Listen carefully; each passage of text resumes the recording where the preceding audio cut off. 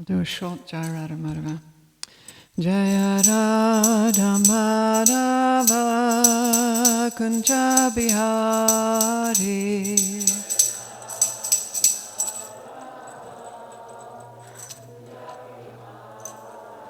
Jaya Gopi Janavallabha Girivaradari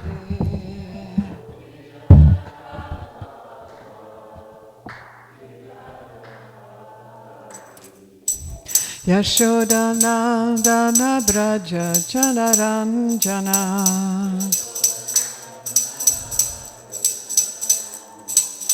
Yamunatira Vanachari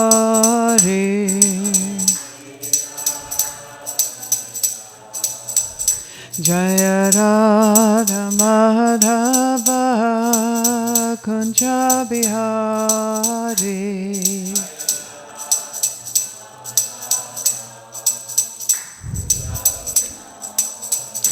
Hare Krishna, Krishna Krishna, Hare Hare, Hare Rama, Rama Rama, Hare Hare. Did you put this one? Because we're not doing the normal verse because it's Govardhana tomorrow for Srila Prabhupada. Yeah, that's all. Careful with the pen.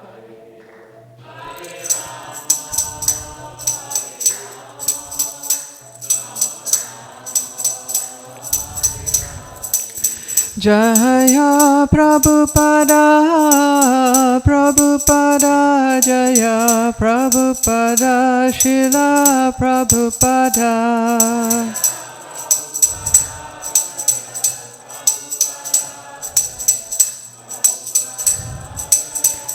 Nitya Gaura Haribol, Haribol, Haribol, Nitya Gaura Haribol.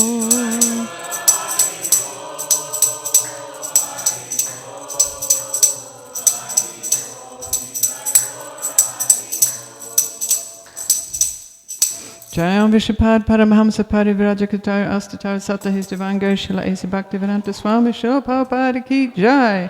ISKCON BBT Founder Acharya Srila Prabhupada Ki Jai. Anandakota Vaishnavrinda Ki Jai. Namacharya Srila Haridas Thakur Ki Jai. Shri Shri Radha Govardhana Dari Ki Jai. Shri Shri Krishna Balaram Lord Giriraj Lord Nrsingadev Ki Jai. Shri Shri Gaura Tai Ki Jai. Nitya Gaura Premanandi Haribol. All glories to the assembled devotees. All glories to the assembled devotees. All glories to the assembled devotees. All glories to Shri Shri Guru and Gauranga. All glories to Srila Prabhupada. Om Namo Bhagavate Vasudevaya. Om Namo Bhagavate Vasudevaya. Om Namo Bhagavate Vasudevaya.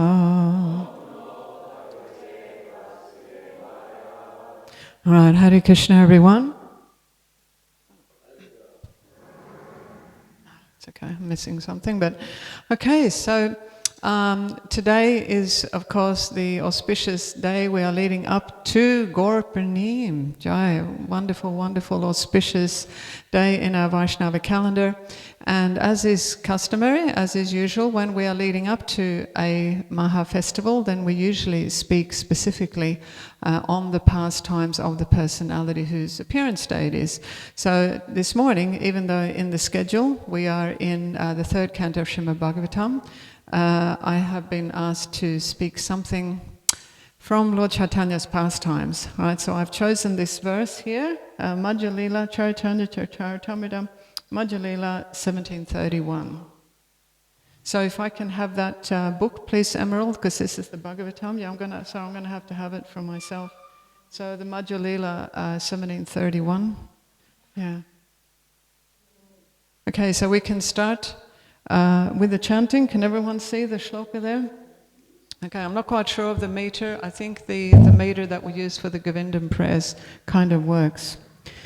Prabhu jala kritya kare age hasti aila.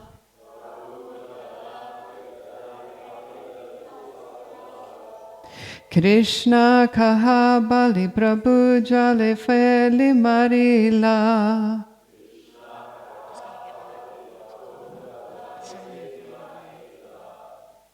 Prabhu jala kricha kare age hasti aila.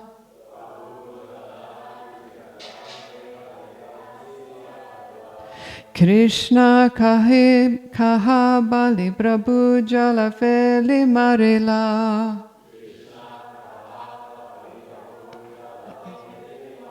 Okay. Prabhu jala kricha kare age hasti aila.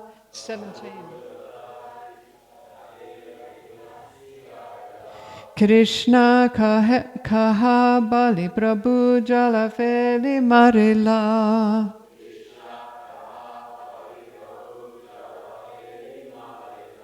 Would somebody like to lead the chanting, please?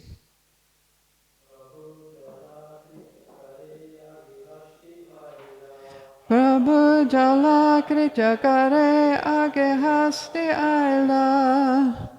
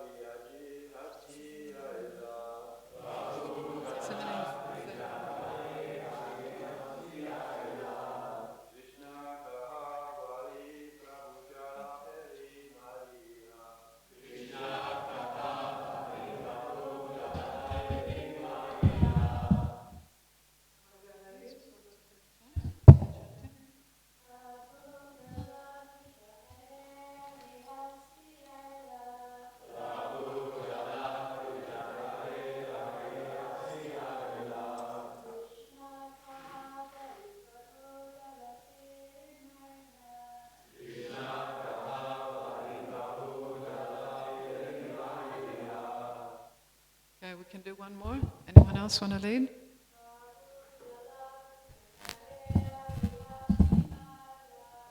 Prabhu jala krita kare age hasti aila.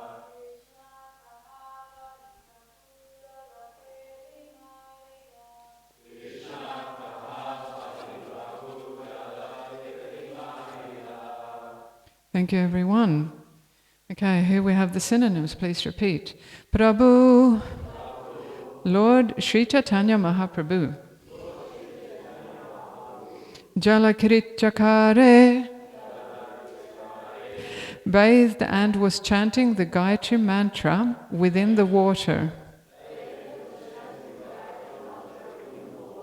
Age, in front. Hasti, the elephants. Aila, came. Krishna kaha, chant Hare Krishna. Bali, saying. Prabhu, Lord Sri Chaitanya Mahaprabhu. Jalafeli, throwing water. Marila, struck. Right, and here we have the translation. While the Lord was bathing and murmuring the Gayatri mantra, the elephants came before him. The Lord immediately splashed some water on the elephants and asked them to chant the name of Krishna. Okay, translation, please repeat. While the Lord was bathing and murmuring the Gayatri mantra, the elephants came before him. The Lord immediately splashed some water on the elephants and asked them to chant the name of Krishna. All right, so purport by Srila Prabhupada ki jai. Sri Chaitanya Mahaprabhu was the Supreme Personality of Godhead playing the part of a very great advanced devotee. On the Mahabhagavat platform, the devotee makes no distinction between friends and enemies. On that platform, He sees everyone as a servant of Krishna, as stated in Bhagavad Gita, Vidya Vinaya Sampane Brahmane Gavihastini Shuni Chaiva Swapakecha Pandita Samadarshinaha. The humble sage, by virtue of true knowledge, sees with equal vision a learned and gentle Brahmana, a cow, an elephant, a dog, and a dog-eater outcast. It's Bhagavad Gita 5.18. A Mahabhagavat, being learned and advanced in spiritual consciousness, sees no difference between a tiger, an elephant, or a learned scholar. The test of advanced spiritual consciousness is that one becomes fearless. He envies no one, and he is always engaged in the Lord's service. He sees every living entity as an eternal part and parcel of the Lord, rendering service according to his capacity by the will of the Supreme Lord.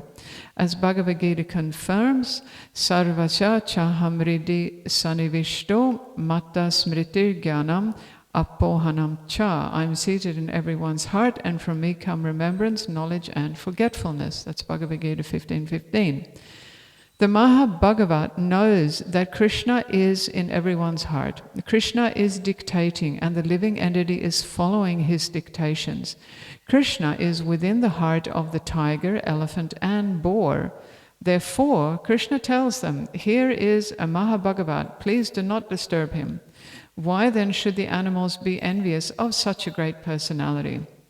Those who are neophytes or even a little progressed in devotional service should not try to imitate the Mahabhagavat. Rather, they should only follow in their footsteps. The word anukara means imitating, and anusara means trying to follow in the footsteps. We should not try to imitate the activities of a Mahabhagavat or Sri Chaitanya Mahaprabhu. Our best efforts should be exerted in trying to follow them according to our ability. The Mahabhagavat's heart is completely freed from material contamination, and he can become very dear even to the fierce animals like tigers and elephants.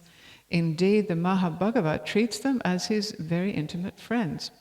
On this platform, there is no question of envy. When the Lord was passing through the forest, he was in ecstasy, thinking the forest to be Vrindavan. He was simply searching for Krishna. Jai. Can I get a little mat? I think. Thank you very much. Jai. Wonderful, wonderful purport there by Srila Prabhupada. Thank you very much. Okay, we'll just do a couple of invocations. Naranayam namaskritya naram chaiva anurattamam devim saraswatim vyasam tato jayam udirayat.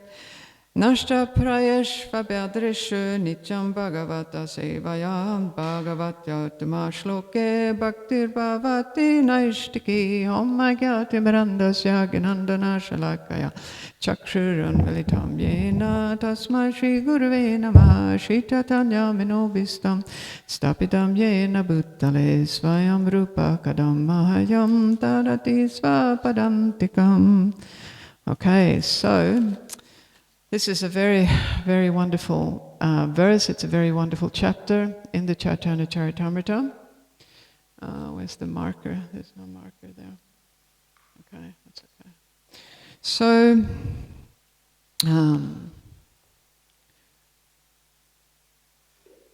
Sri Chaitanya Mahaprabhu, he was present on earth between 1486 and 1534 in Navadvip, West Bengal. He came to establish the congregational chanting of Krishna's names as being the most effective, and we could say the easiest way in which to achieve pure love of God. In other words, in which to achieve spiritual self-realization in this very materialistic age that is known as Kali Yuga. So in this incarnation, Krishna is appearing as his own devotee, but Krishna does not appear as Lord Chaitanya in every Kali Yuga. Right? He is a Yuga avatar. Nor does Krishna appear in his original form at the end of every Dwapara Yuga. Right? Rather, he appears in his original form at the end of the Dwapara Yuga of the 28th Divya Yuga cycle. Right? And then he appears in the Kali Yuga of the same 28th Divya Yuga cycle in the form of Lord Chaitanya. So Lord Krishna, in his original form, and then as Lord Chaitanya in the form of his devotee, both appear only once in the day of Lord Brahma, because Lord Brahma's one day is 1,000 Divya Yugas. So one Divya Yuga is, of course, our 4 Yugas, right? Satya Yuga, Treta Yuga, Dwapara Yuga, Kali Yuga. And this means that Krishna is actually appearing in these forms only once during the rule of 14 Manvantara avatars, that's the Manus. And as with all of Krishna's other incarnations, Lord Chaitanya, he is appearing, Krishna is appearing with all of his intimate associates. And in their Chaitanya Leela, that means Shri Nityananda Prabhu, Shri Gadadhara, Shri Advaita Acharya, Shri Gadadhara Pandit, Shri Vasadi, Srila Haridas Thakur, the 6 Goswamis, and so forth. So actually the name Chaitanya means the living force, or the immortal character of the living force.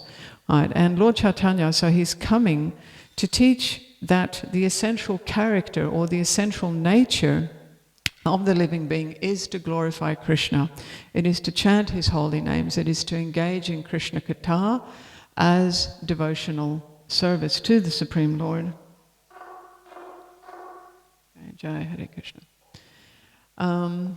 So there are, of course, many wonderful pastimes performed by Lord Chaitanya and his associates and his followers. And tomorrow during our festival program, I'm actually going to be speaking, and I'll be giving a more comprehensive overview of Lord Chaitanya's life in terms of the various stages in his life in which he enacts special events to establish his mission with his associates. Right? But this morning I've chosen to discuss this particular pastime, which happens to be one of my favorite pastimes of Lord Chaitanya, in which Lord Chaitanya, he's traveling through the Jarikanda forest, and he inspires all of the forest creatures to chant Hare Krishna. Right? So in the year 1515, Lord Chaitanya, he decided to journey to Vrindavan from Jagannath Puri, and on his way there, he traveled through this forest of Jarikanda. Now you can have a look here.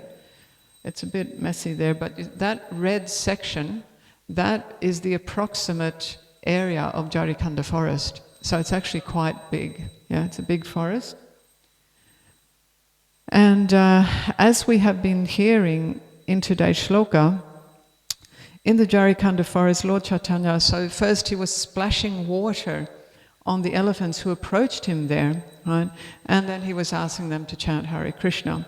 And in the very next verse, the one, text 32, we hear how all of the elephants who had water splashed on their bodies, they all started chanting Hare Krishna. And not only did they chant Hare Krishna, they also became ecstatic, and they fell on the ground and they were screaming in ecstasy.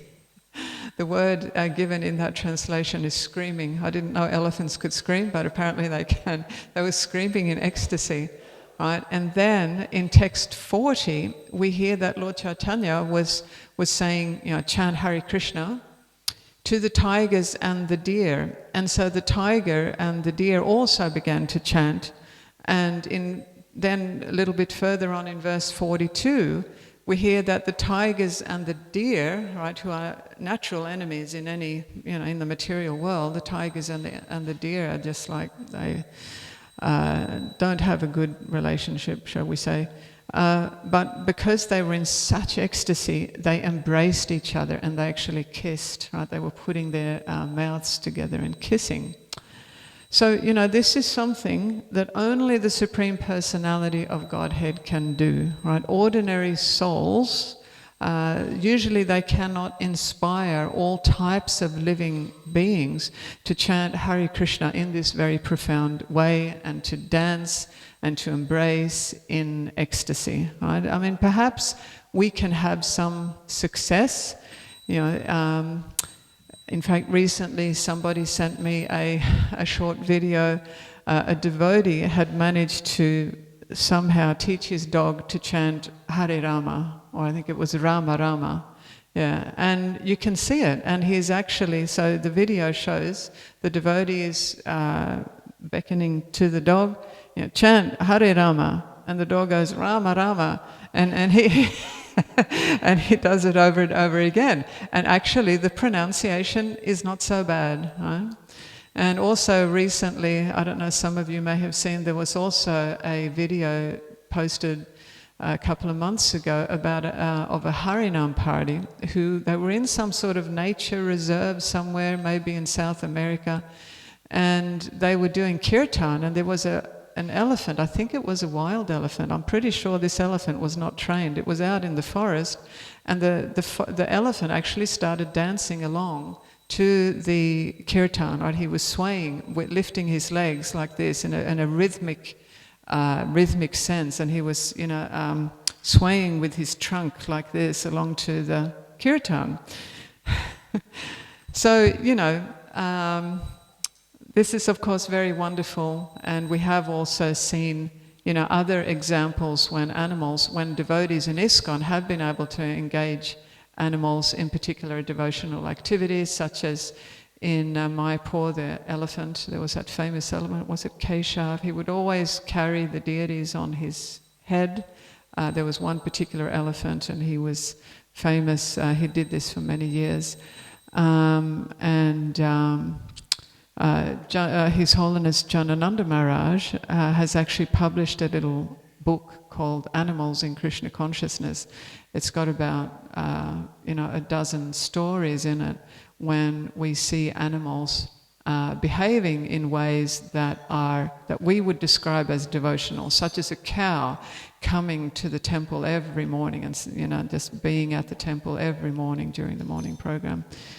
So, but as we know, right, these days, especially in Kali Yuga, it's difficult to inspire even human beings to chant, what to speak of animals or other types of living beings, right? But Lord Chaitanya, right, he is the Supreme Personality of Godhead. He achieved this, right? And all the animals who heard him in Jarikanda forest, they happily chanted Hare Krishna. So it is said that both the moving and the non-moving living beings in Jarikanda forest were chanting. So that's the animate and the inanimate. That may refer to the plants, the inanimate, I'm not quite sure. I won't speculate there, it doesn't say that. But in any case, the description given is both the moving and the non-moving living beings. All of them became mad with love of God after hearing Krishna's names vibrated by Lord Chaitanya. And in his purport, Srila Prabhupada is quoting this shloka, Bhagavad Gita 15:15, in which Krishna confirms that he is situated in everyone's heart, right? And he is guiding the directions, he's guiding the movements of all living beings. That means that he is situated in the heart of the elephant and the tiger and the deer, even the flies and the cockroaches and the worms and the spiders, as much as he is situated in the hearts of human beings. So Krishna can certainly inspire any living being within any species of life to chant Hare Krishna and to become God conscious, right? This is not difficult for him. And this is actually one pastime among several, or at least a few that I'm personally aware of, where we see Krishna in the form of Lord Chaitanya replicating his pastimes that he carried out in the form of Krishna. Right? So we know from Srimad Bhagavatam, in his Vrindavan Leela, Krishna was sporting with the gopis in the forests of Vrindavan, so he was attracting the gopis to come to the forests in Vrindavan and enjoy their...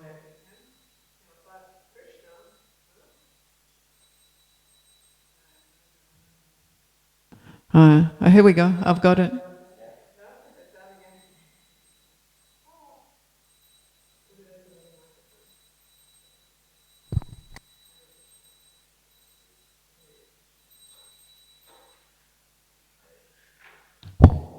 Oh, okay.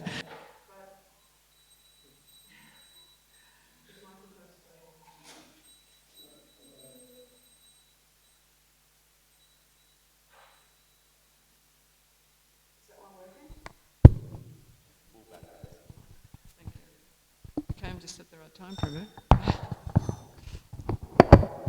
Yeah.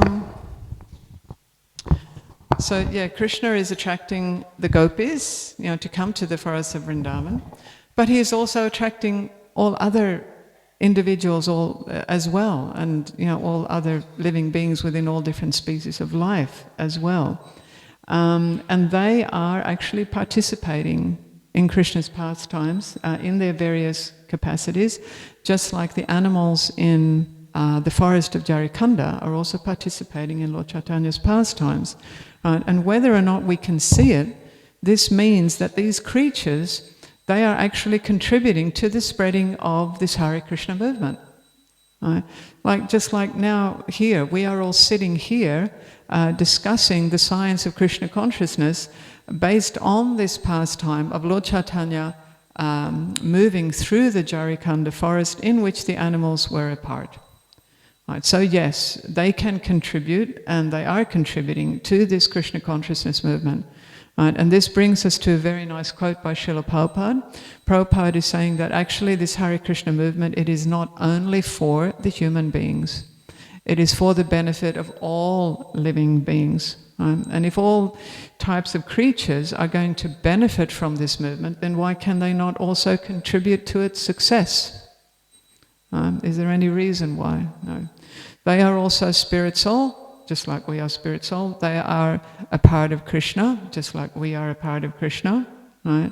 And if the transcendental sound vibration can cause human beings to transcend the material platform and act on the spiritual platform, then why can't other living beings also achieve this? So, one of the transcendental qualities of Krishna that is listed by Srila Rupa Goswami in the Nectar of Devotion is that Krishna is a wonderful linguist, right? The word linguist comes from the word language. So somebody who is a linguist is somebody who is very expert at many languages, and he understands and speaks many different languages. And in response to this description that is given by Srila Rupa Goswami, Srila Prabhupada comments like this. He says, a person who knows the languages of different countries, especially the Sanskrit language, which is spoken in the cities of the demigods, as well as other worldly languages, including those of the animals, is called a wonderful linguist. It appears from this statement that Krishna can also speak and understand the languages of the animals. Right, end of quote. And this, of course, makes sense because Krishna does not discriminate between different types of living beings. He is not partial to any type of living being, regardless of what type of material body different beings may have. Excuse me.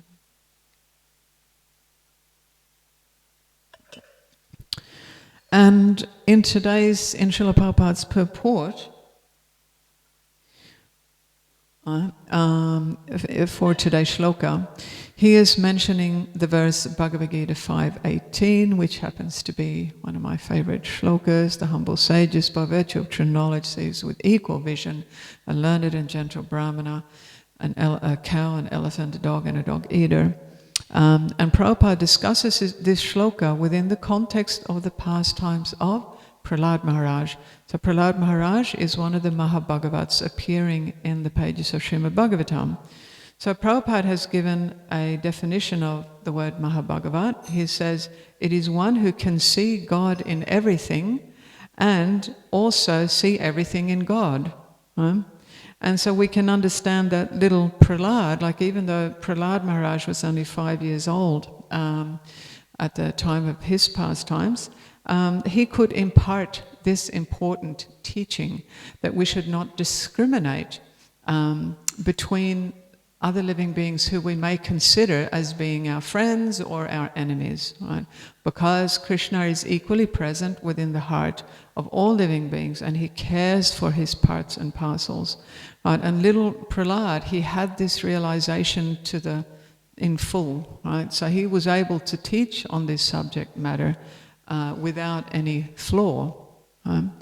And when Prahlad Maharaj's Asura teachers, right, Sanda and Amarka, right, so Prahlad Maharaj, as we know, he had been sent to the demoniac Gurukul, or the demoniac school, and his teachers were trying to teach him politics, and how to become a fierce, worldly asura leader, because that was they were the orders of Hiranyakashipu, who was Prahlad's father.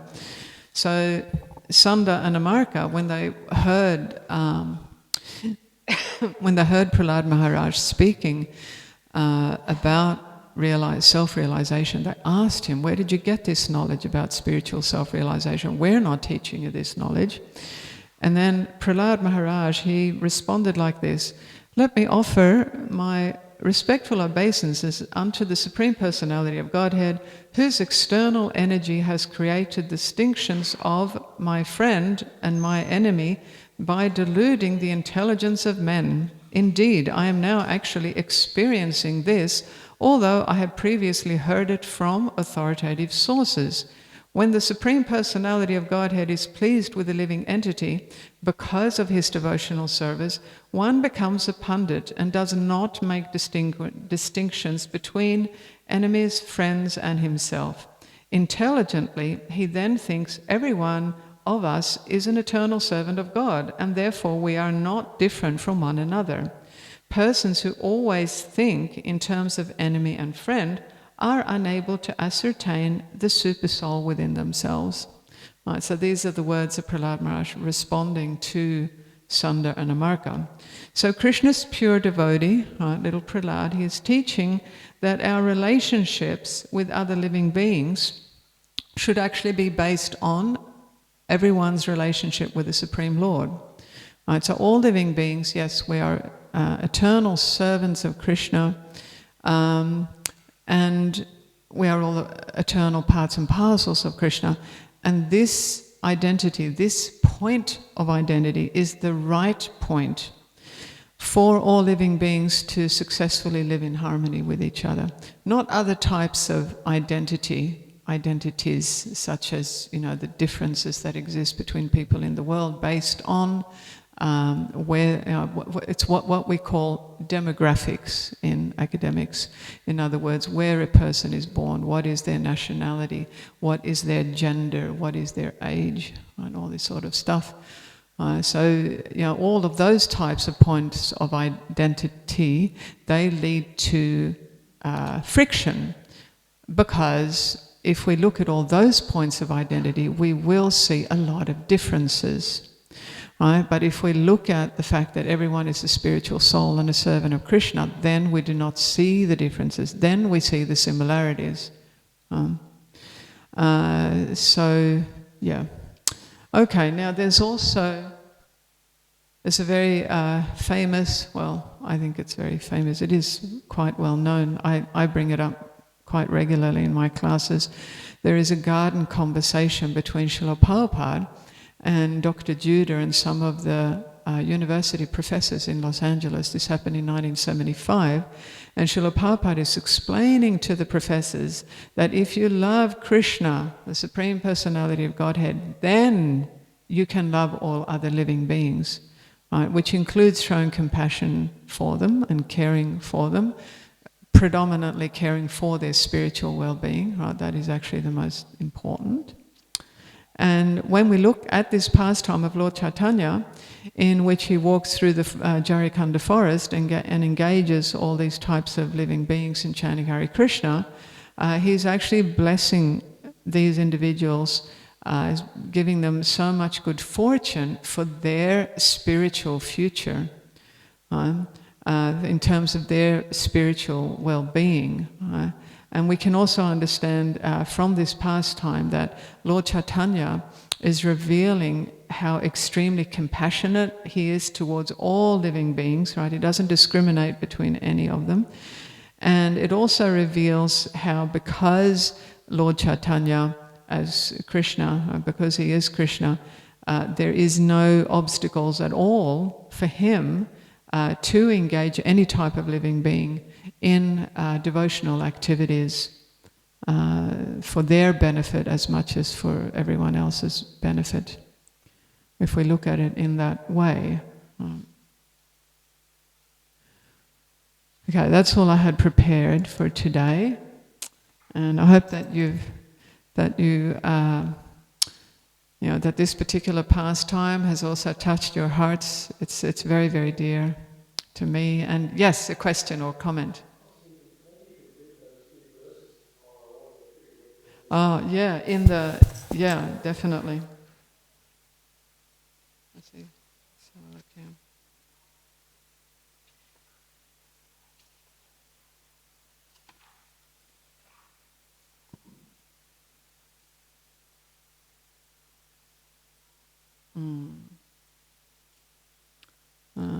Just a second, I thought it was 31. 1731.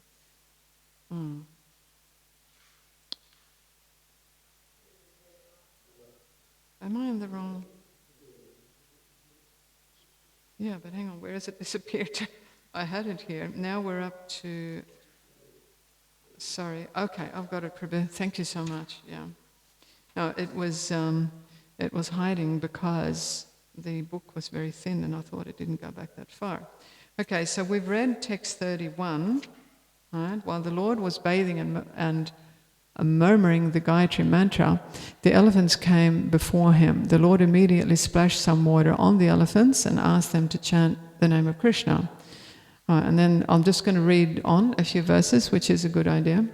Okay, so now we get to 32. The elephants whose bodies were touched by the water, splashed by the Lord, began to chant Krishna, Krishna, and dance and sing in ecstasy.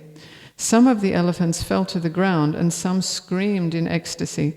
Seeing this, Balabhadra Bhattacharya was completely astonished. So Balabhadacharya was Lord Chaitanya's assistant. He was traveling with him. Text 34.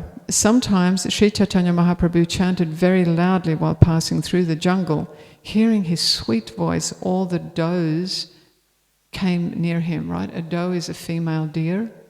Hearing the Lord's great vibration, all the does followed him left and right. While reciting a verse with great curiosity, the Lord patted them.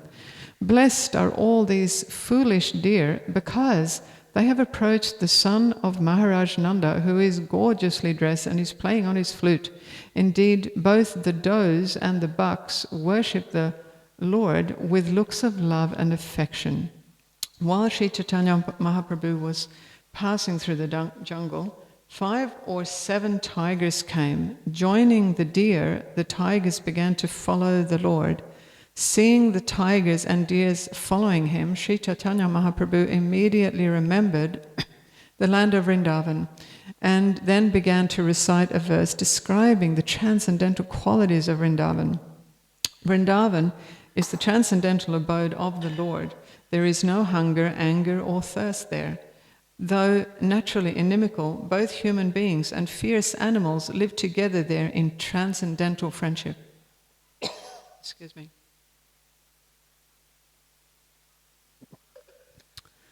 When Sri Chaitanya Mahaprabhu said, "Chant Krishna, Krishna," the tigers and deer began to dance and chant Krishna. When all the tigers and does danced and jumped, Balabhadra Bhattacharya saw them and was struck with wonder. Indeed, the tigers and deer began to embrace one another, and touching mouths, they began to kiss. When Sri Chaitanya Mahaprabhu saw all this fun, he began to smile. Finally, he left the animals and continued on his way. Various birds, including the peacock, saw Sri Chaitanya Mahaprabhu and began to follow him, chanting and dancing. They were all maddened by the holy name of Krishna. And when the Lord loudly chanted Haribol, the trees and creepers became jubilant to hear him. Thus all living entities, some moving and some standing still in the forest of Jarikanda, became maddened by hearing the holy name of Lord Krishna vibrated by Sri Chaitanya Mahaprabhu. Isn't that wonderful? I mean, that's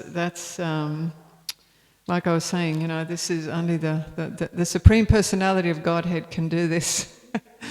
But Srila Prabhupada also teaches that we